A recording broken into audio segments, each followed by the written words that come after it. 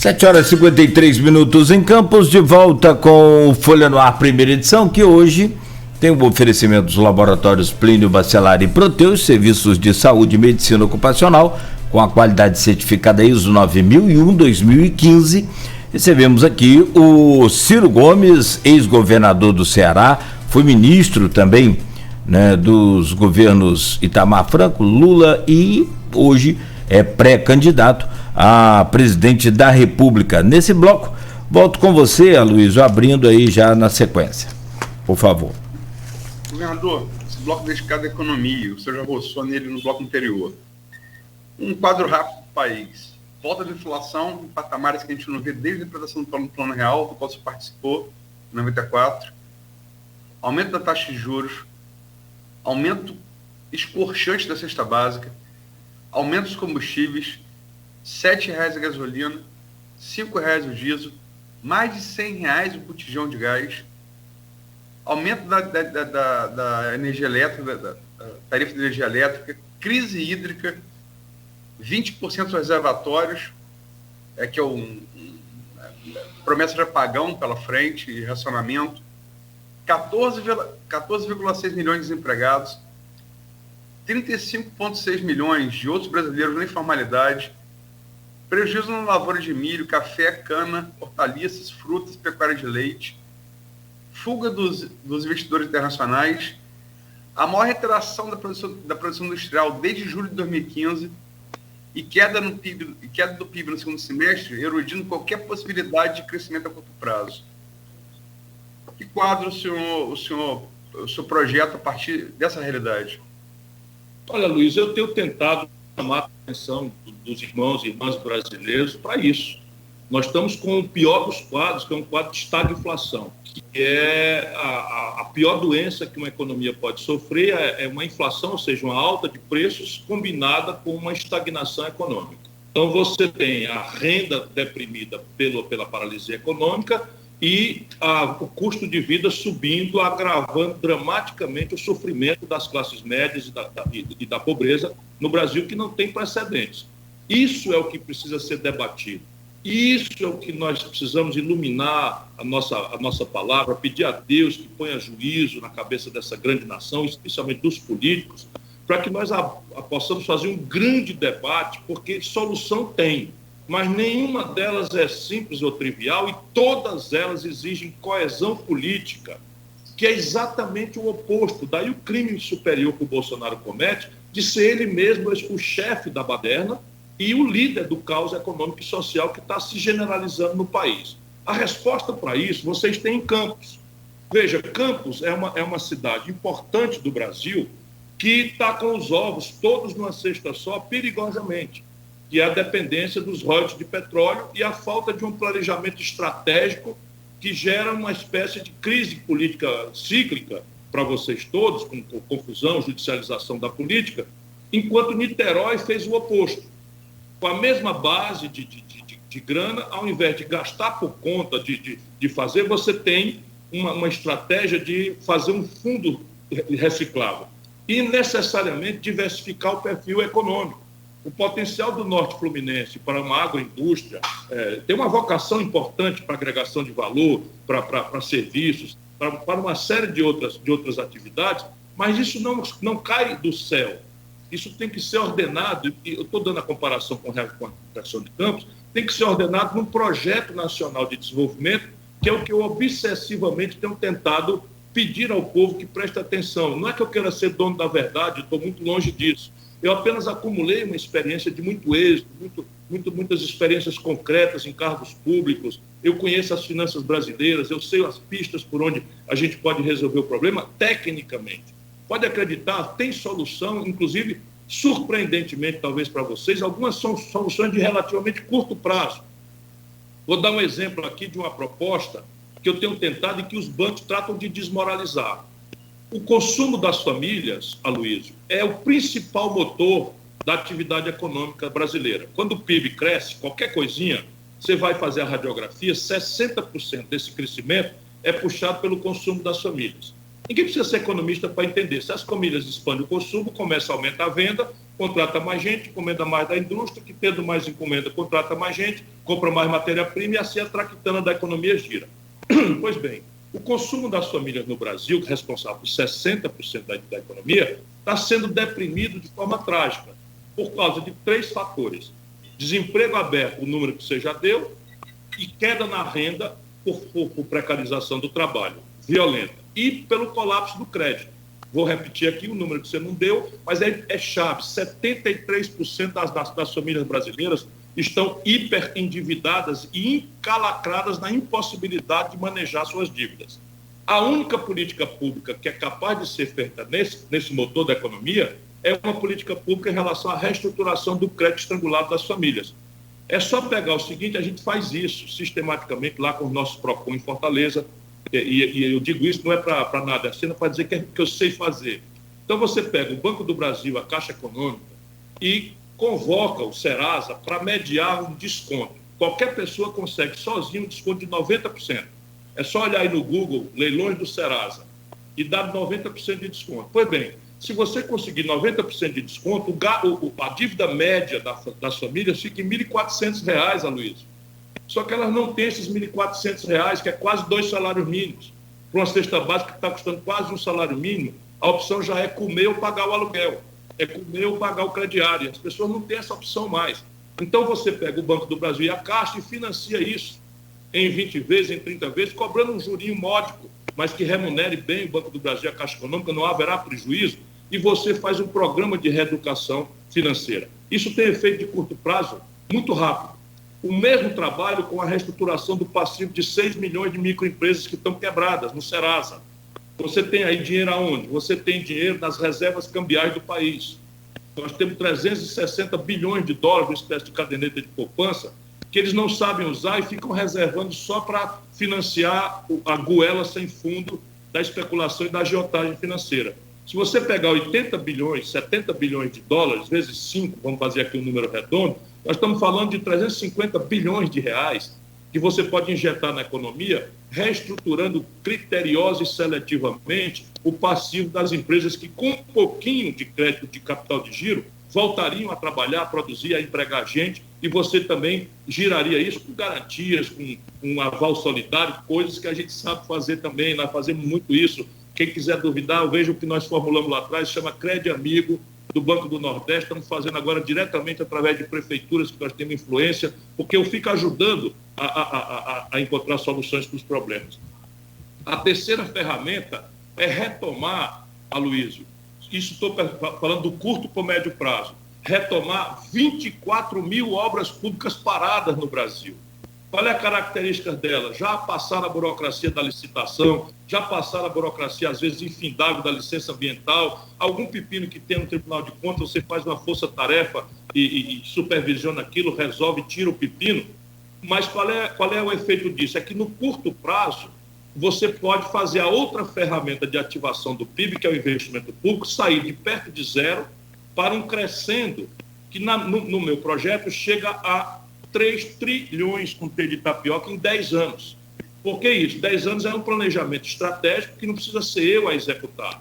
Mas nada sério se faz no curto prazo. E você, então, tem a fonte do recurso, você seleciona os investimentos de retorno mais imediato, tanto em intensidade de mão de obra, e aí sobe a favela com saneamento básico, com moradia, reestruturação de moradia, titulação de papel da casa, não é? Obras de infraestrutura que tem efeito instantâneo na produtividade da economia, como ferrovias inacabadas, a Transnordestina, a FIOL, a conclusão da Norte-Sul, ou a retomada de outras obras estruturais, de moradia popular, de saneamento básico. Enfim, de onde é que vem o dinheiro? Aí você tem aqui um capítulo, não sei se você tem paciência, mas eu gosto muito de dizer às pessoas, para me diferenciar dessa conversa mole que está infernizando a vida brasileira.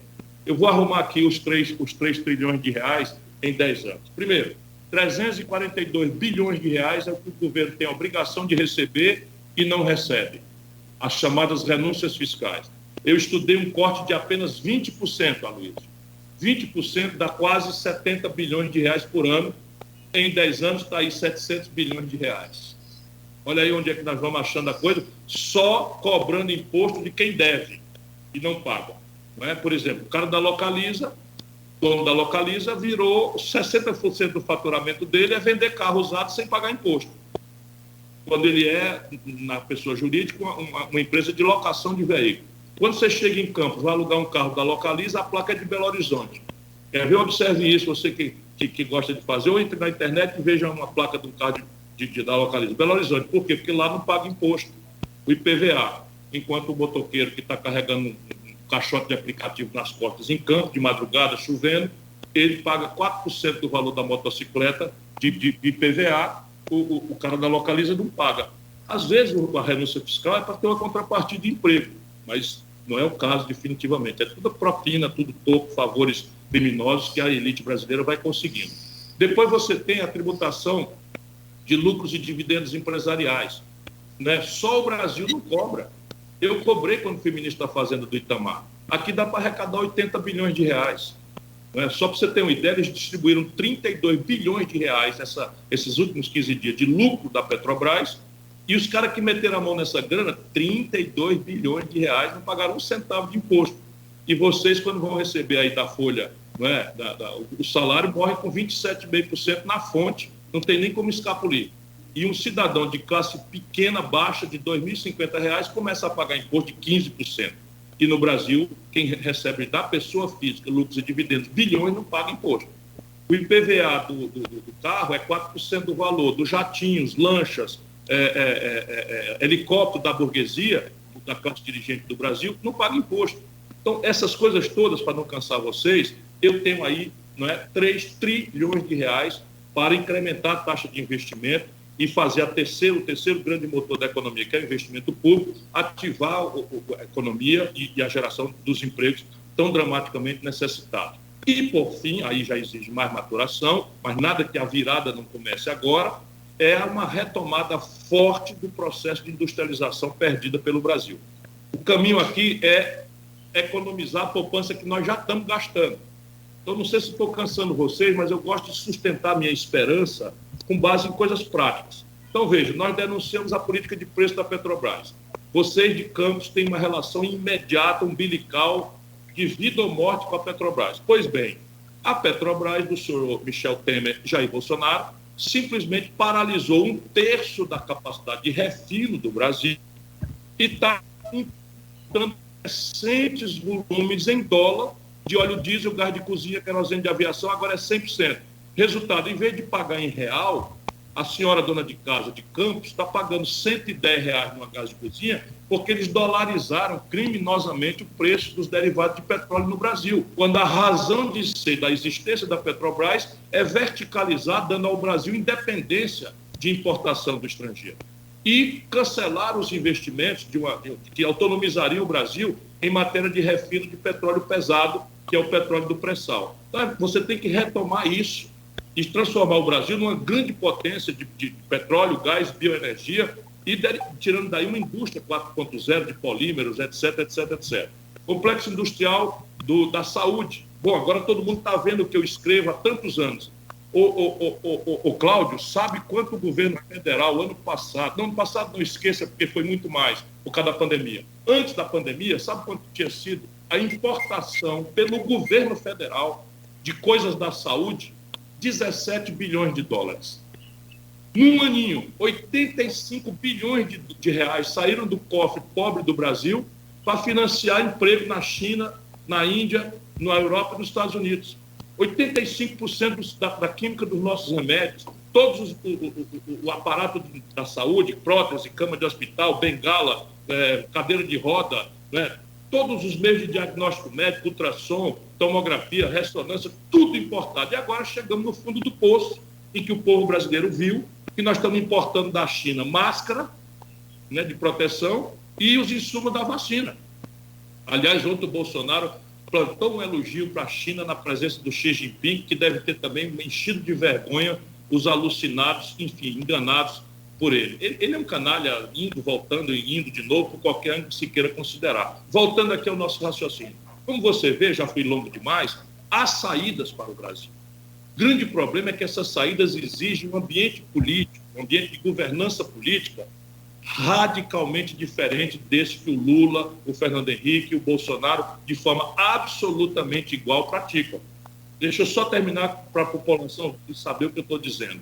O Roberto Jefferson, que está preso, que deve estar aí muito interessado, muito feliz com o recuo velho, horrível do Bolsonaro, o Roberto Jefferson fez um discurso de defesa do Collor na sessão do impeachment.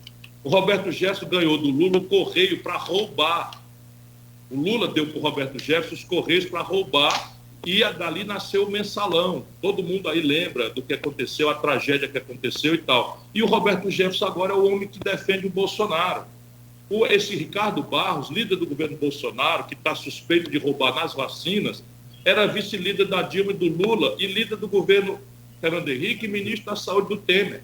Ô, irmão brasileiro, a bola de chumbo que nos amarra no passado. Vamos cortar essa corrente e vamos andar para o futuro. Ciro, você citou Campos e Niterói ao falar aí sobre a questão dos royalties de petróleo, né, para falar como exemplos. E Campos e Niterói tem atores políticos fortes dentro do PDT. Niterói com Rodrigo Neves, que é o pré-candidato a governador pelo partido, e Campos tem o Caio Biana, que foi candidato a prefeito e é pré-candidato a deputado federal. Os dois foram entrevistados recentemente aqui pelo programa. O Rodrigo, ele disse o seguinte, que ele tem candidato, que é o Ciro Gomes, pré-candidato do PDT, mas nós vamos construir um palanque duplo ou triplo em torno do nosso projeto no estado do Rio de Janeiro. Vamos dialogar com o Dória, com o PSDB e com o ex-presidente Lula, lideranças aqui do Rio de Janeiro do PT. O Caio, em 2018, candidato a deputado federal, não disputou a campanha pedindo voto para você. Ele fez uma campanha independente, sem pedir voto, foi questionado sobre isso, até pelo sociólogo Roberto Dutra, questionado sobre se neste próximo ano, faria uma campanha para o candidato do PDT à presidência, e ele falou que isso está sendo construído, que Ciro ainda é um pré-candidato, mas que a gente tem um projeto nacional de partido, acho que Ciro tem transformado muito, tem evoluído muito, sem dúvida a gente vai estar engajado nesse processo, mas é uma avaliação pessoal. Como você avalia o ponto de dois políticos do PDT, dois políticos de ponta, ainda não declaram tão claramente um apoio só à pré-candidatura do Ciro Gomes? Eu vejo isso com muita humildade. Veja, quem acumulou a experiência que eu acumulei não pode andar assustado com coisas que são uma imposição ruim, diga-se a bem da verdade, porque eu cultivo a franqueza. Isso é muito ruim para o Brasil, a falta de cara, a falta de rosto, sabe, de personalidade própria, para permitir ao povo um esclarecimento do ambiente onde você está. Mas isso é uma inerência da cultura política brasileira. Então, nós, por ficção legal, determinamos o mesmo dia para eleições cujas lógicas são completamente distintas. A eleição para a presidência da República e eleições para os estados, os governadores estaduais, para as assembleias, para o Congresso Nacional. A eleição do Congresso Nacional até tem muito a ver com a eleição do presidente, mas também tem uma dissincronia muito grave. Então, veja, a derrota é órfã. Então, o candidato que tinha dificuldades e tal, e que tem dificuldades, atravessa o primeiro momento com essas dificuldades. E a vitória tem muitos pais. Eu não tenho queixa disso. Eu tenho um Chico D'Angelo hoje, que é um companheiro, o Rodrigo é um grande companheiro, o Caio é um grande companheiro, e eu procuro cumprir a minha tarefa. Eu jamais chegaria em Campos com dubiedade de qualquer natureza, como não aconteceu. Eu gravei para ele e tal, como jamais chegaria em Niterói com qualquer tipo de dubiedade, enfim. Mas é compreensível isso. Ninguém consegue impor de cima para baixo a mesma linha política do presidente da República a todos os governadores estaduais, porque a Federação Brasileira tem essas características. Algumas realidades são típicas. Por exemplo, o Marcelo Freixo, no Rio de Janeiro, acredita que o Lula fez uma promessa de apoiá-lo para governador, e saiu do PSOL e foi para o PSB na crença de que o PSB vai lançá-lo com a apoio do PT.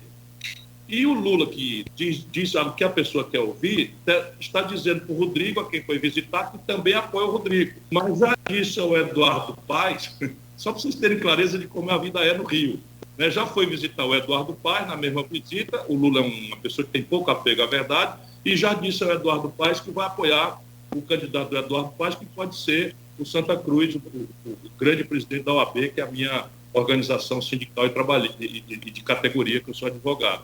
Então, veja, isso tudo é próprio desse momento. O fundamental, entretanto, que eu acho, é que eu, de um lado, me mantenha firme na linha de oferecer ao povo brasileiro uma alternativa concreta de um projeto nacional de desenvolvimento, fazer uma aposta da inteligência das pessoas, tentar denunciar que ódios e paixões não levarão o Brasil para canto nenhum, tentar sinalizar para a necessidade de uma reconciliação, não ao redor da minha personalidade, mas ao redor de um punhado de ideias. A gente pode discutir com pessoas diferentes, de maneira a fazer o ódio sumir da centralidade que está tomando na vida brasileira. E vou ajudar o PDT a crescer como ferramenta de transformação do Brasil. Portanto, o meu candidato no Rio de Janeiro chama-se Rodrigo Neves. É o meu candidato, gostaria muito que o Rio de Janeiro prestasse atenção nele, porque ele é um cara que traz experiência concreta de extraordinário êxito em políticas públicas práticas. É só olhar do outro lado aqui da Baía de Guanabara, eu estou falando do Rio de Janeiro, olhar o que ele fez em Niterói em saúde, em educação, em infraestrutura, em segurança pública, tem uma experiência importante, os números de cobertura vacinal, os números da economia, a forma com que ele trata essa perigosa receita farta dos royalties de petróleo e, ao invés de gastar por conta, criou uma coisa. E o Caio bateu na trave. Não é? Então, é sinal de que o trabalhismo está começando a se enraizar de volta naquilo que é o Estado que deu a Leonel Brizola, nosso grande companheiro e amigo e fundador do PDT, duas extraordinárias governanças no Rio.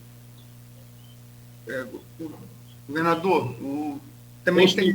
Vamos esperar para ver quem é que o Lula vai enganar por último. Eu ia falar sobre isso. Além das possibilidades que você citou, ainda tem Cláudio Castro. Cláudio Castro, o K4 recebeu o Cláudio Castro agora em Maricá e parece que é um palanque possível também. K4, por exemplo, sem o charme do Lula, vende até a mãe e não entrega. Mas eu queria voltar para o tema do bloco, que eu só gosto... eu queria que fosse a Marta Tiburi, a governadora do Rio, mas essa é outra conversa, vamos falar sério. Eu queria voltar para o tema do bloco, que é a economia. O senhor foi ministro de Itamar Franco, assim que Fernando Henrique saiu para ser candidato a presidente da República e vencer, né? O senhor ajudou naquele processo de implantação do real. O real, ele estabilizou a economia do país no chamado tripé macroeconômico, né? Câmbio flutuante, que no início não era, mas depois ficou na queda de braços de Marlan com Gustavo Franco, meta de inflação e superávit fiscal. E estabilizou a economia do país, né? Com a hiperinflação que vinha desde o governo Figueiredo, pelo menos.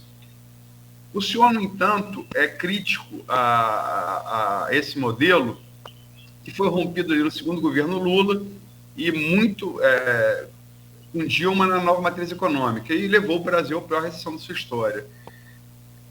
Por que o senhor é crítico a esse tripé macroeconômico e que solução o senhor oferta a ele? Que alternativa? Luiz, o real não tinha nada disso. Isso daí já foi uma resposta apressada, tecnocrática, que o Fernando Henrique introduziu depois que quebrou o país. Isso nasceu já em 99, quando o Fernando Henrique, operou um Banco Central paralelo naquela crise do Marco Afonso Sindam, o Chico Lopes anunciando banda diagonal endógena, essas maluquices, e o Fernando Henrique operou um Banco Central paralelo na casa dele, numa madrugada, e o Armínio Fraga, de forma muito inteligente, brilhante, né, introduziu esse mecanismo de emergência para esconjurar a quebra do Brasil, a terceira, aliás, que levou o Brasil a 3 tombos importantes e aos 2 maiores acordos da história do Fundo Monetário Internacional. Na verdade, eu sou contra, porque aquilo, na origem, era uma coisa precária para tentar resolver um problema que é estratégico e que demanda uma institucionalidade mais profunda do Brasil. O que é que eu estou querendo dizer? Saúde das contas públicas é um valor muito importante, não é? Equilíbrio fiscal é uma coisa muito importante. O Ceará faz 30 anos. Eu, governador, paguei a dívida imobiliária do Ceará com 25 anos de antecedência, 15 anos de antecedência. Não tem um dia de déficit. A certa inflação boa é a que seja perto de zero. Portanto, os valores que estão anunciados por detrás dessa metodologia são valores corretos. Mas o que está acontecendo com o Brasil? Nós montamos uma estratégia que agregou-se a ela agora o teto de gastos, em que o crescimento econômico fica proibido, Luiz. Deixa eu chamar a atenção de vocês para números. Esqueça Chico, Manel, Maria, essas paixões todas, esses ódios, essas coisas, mas vamos aqui. Eu tenho um livro que está circulando na praça aí que eu procuro explicar isso para o povo brasileiro, mas especialmente pensando nos mais jovens que precisam conhecer os riscos, oportunidades e os extraordinários potenciais do Brasil para voltar a acreditar no nosso país com o pé no chão. Não porque acredita em santo, Papai Noel, mula sem cabeça ou bruxos e mitos que estão infernizando a nossa vida. Entre 1930, quando aconteceu uma revolução no Brasil modernizante, e 1980, o nosso país cresceu 6,7% ao ano. Foi o país que mais cresceu no mundo. Nós rivalizamos aí agora com China, Singapura, mas nós somos meio século de crescimento médio de 6,7% ao ano. Entre 1980, quando esse modelo quebra e a gente redemocratiza o país e entra nesse debate que basicamente foi dominado pelo PSDB e PT, que respondem pela mesma matriz econômica, só mudando um pouquinho a perfumaria, né, o Brasil cai de 6,7% para crescer 2,6% ao ano entre 80 e 2010. Ou seja, 2,6% de crescimento, um país que cresce 2 milhões de pessoas por ano, o crescimento por cabeça parou no Brasil. E agora, entre 2010 e 2020, quando o auge dessa modelagem, né, mostra a sua contradição no tempo, o Brasil cresce zero. Luiz, pela primeira vez em 120 anos, o Brasil tem uma década que a gente no passado chamava década perdida. Década perdida a gente chamava uma década em que a gente cresceu 2,5% ao ano. Agora, meu irmão, 0% de crescimento em 10 anos, entre 2010 e 2020. Produzido por este modelo, porque, veja, o regime era Lula mandando na Dilma 6 anos, 2 anos Michel Temer, que o Lula botou na linha de sucessão, com a retórica completamente diferente, e 2 anos de Bolsonaro, com a retórica completamente diferente, mas o modelo qual é? Câmbio flutuante, superávit, meta de inflação, teto de gastos agora. Então, veja, é o modelo que está errado.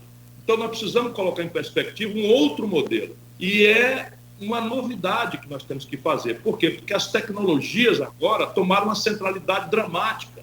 Não é mais possível voltar ao velho modelo da economia fechada, de um protecionismo, não é? Porque a economia depende vitalmente de fluxos tecnológicos. Mas, em nenhuma circunstância, o Brasil pode deixar de fazer uma aposta na sua própria ciência, na sua própria tecnologia e entrar numa dinâmica de reindustrialização do país. Isso eu estou dizendo para você, e o Brasil tem esses potenciais. Não é? Por quê? Porque a agricultura, a pecuária não pagam conta de valor agregado alto. A conta de importação do Brasil, toda vida que a gente cresce um tiquinho de nada, arrebenta. E aí a nossa moeda se desvaloriza e o país tomba.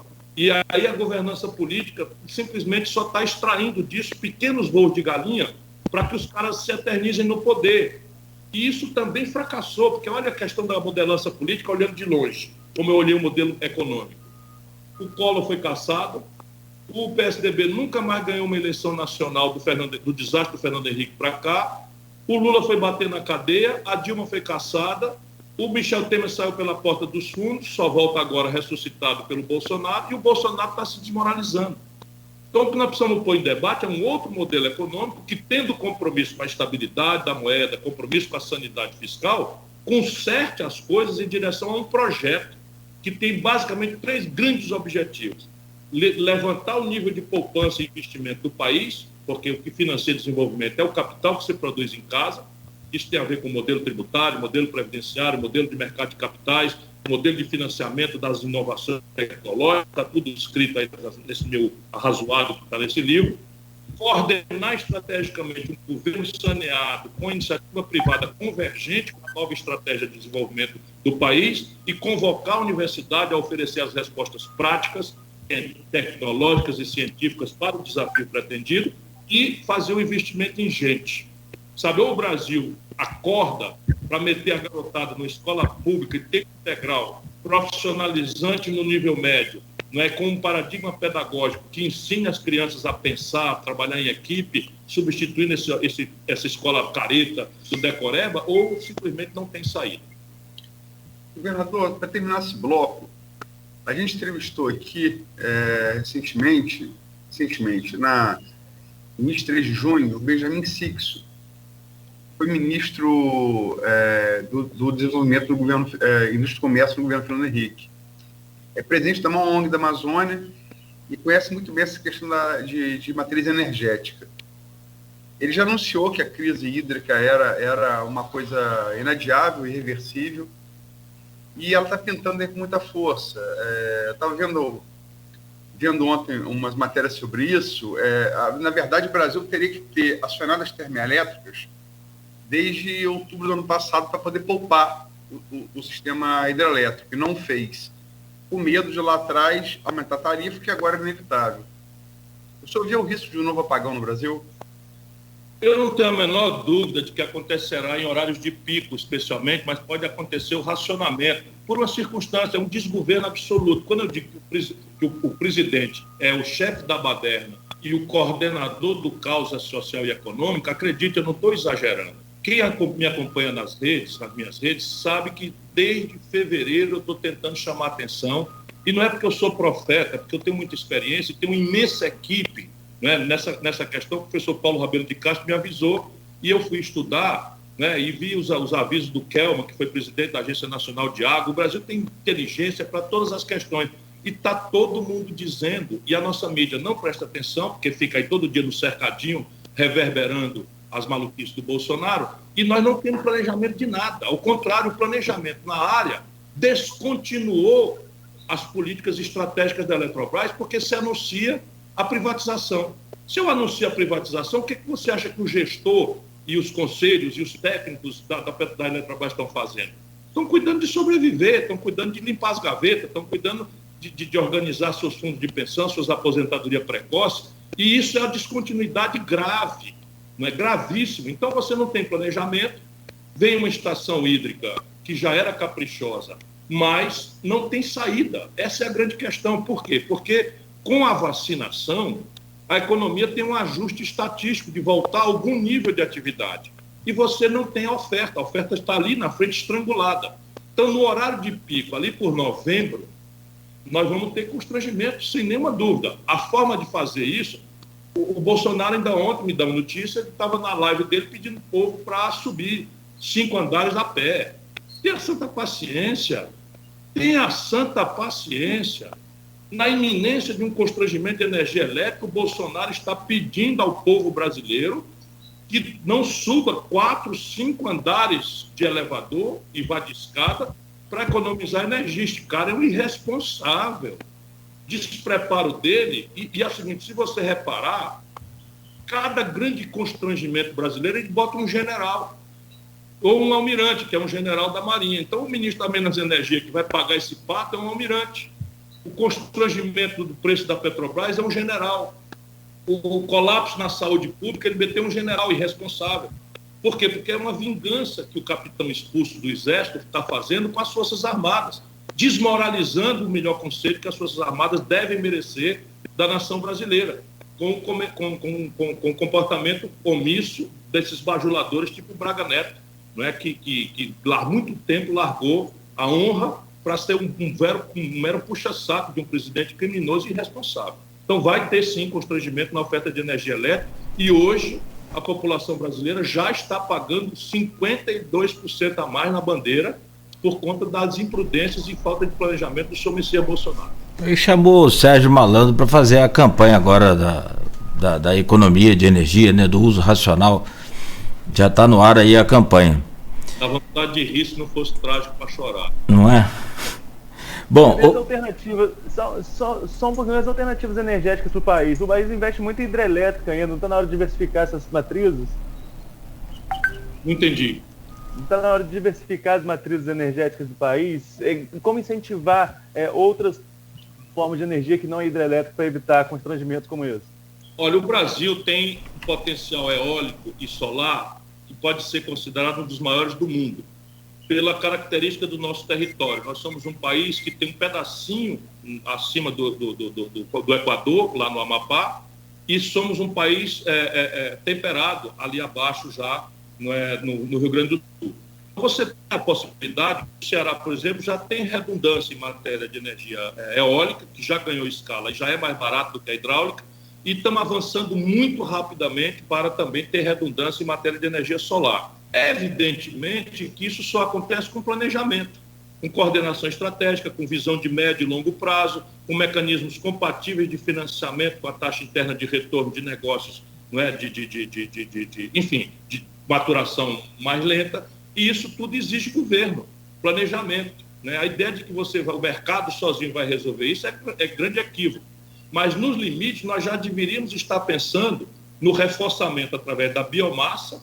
Você tem potenciais de biomassa para fins de energia muito importantes, com o rejeito da floresta amazônica, por exemplo, sem nenhum desmatamento, e você tem que, no limite, desenvolver o nosso submarino nuclear, porque o importante são micro-usinas, de usinas nucleares, que, para efeito de propulsão nuclear do submarino, tem uso civil na geração de energia elétrica segura. Portanto, isso tudo tem que obedecer a um grande estratégico planejamento, coordenação de governo, e quando você anuncia a privatização da Eletrobras, você vai na contramão disso, porque você simplesmente destrói o grande órgão operador, a imagem dela, a memória técnica dela, porque está um verdadeiro salve-se-quem puder lá dentro. Bom, são 8h28, Ciro Gomes. Peço só um instante rápido para a gente tomar uma água aqui de 1 minuto e meio e a gente volta para encerrar esse programa com o senhor hoje aqui na Folha FM, falando tudo para toda a região norte, parte da região noroeste, uma parte aqui também do sul do Espírito Santo, onde chega aí o sinal da Folha FM, claro que pelas redes sociais aqui também, né, aí sem dimensionar. Voltamos em instantes no oferecimento dos laboratórios Plínio Bacelar e Proteus Serviços de Saúde e Medicina Ocupacional com a qualidade certificada ISO 9001-2015. Quando se pensa em exames laboratoriais,